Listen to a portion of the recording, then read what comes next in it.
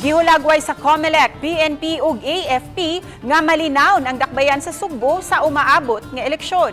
Ani ang report. Nagkauyon ang mga opisyal sa Cebu City Police Office, Commission on Election ug ang Armed Forces of the Philippines nga walay intense political rivalry sa dakbayan sa Sugbo. Nagpakita lang kini nga magmalinawon ang piniliay sa dakbayan. Wa usab sila'y na monitor nga mga armed group nga naglihok sa syudad. Magasunod na pod mi sa atong directive sa COMELEC uban sa atong Armed Forces of the Philippines. The armed forces is always ready to support, to ensure a free, orderly, honest, peaceful, and credible national and local election. Ang purpose ni aron paghanay sa tanan nga mga aktibidades o kalihukan sa umaabot nga eleksyon.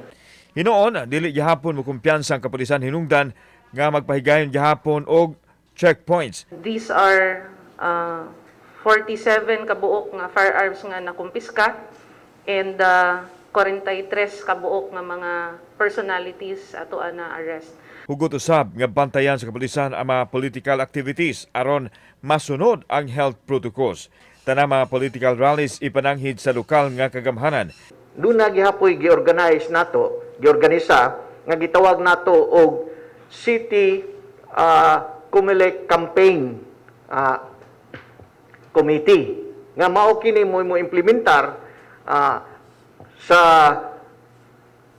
kining gitawag nato og minimum health protocols. Kauban si Clover Lumayag, ako si Alan Domingo. Balitag, Bisdak.